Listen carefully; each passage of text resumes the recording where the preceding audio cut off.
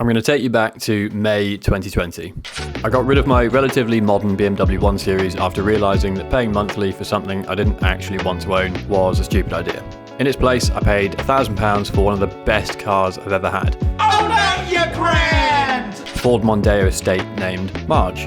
This thing took me all over the UK and never missed a beat, apart from the one time we tried burnouts and blew a coolant hose, but we'll forget about that bit. After owning this thing for 7 months, I was in dire need of a fun car again though, so I saved up and spent just over £5 on a E92 325i.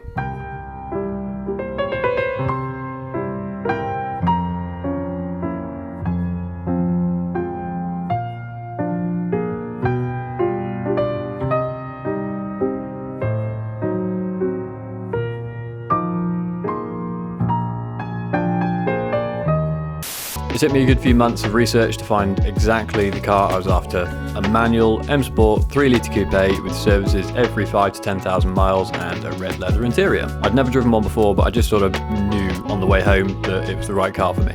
More refined than an E46, but more involving than an F30. The steering is nice and weighty and connected, the seating position is fairly low, and there isn't any lane assist, blind spot indicator, voice activated flashy light going on. Just a manual, 6-cylinder, rear-wheel drive coupe.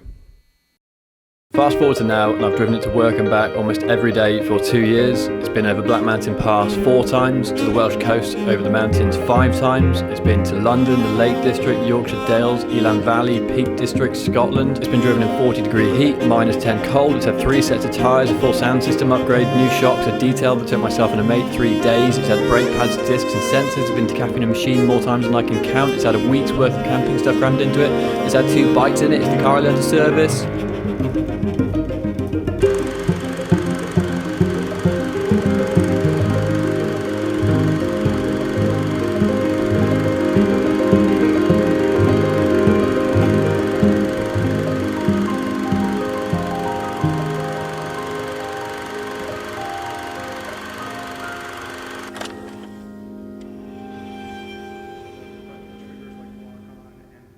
So at this point in the video, you're probably expecting me to preface all of this good stuff with a ton of issues and tell you that buying a BMW, let alone a £5,000 BMW, is an awful idea.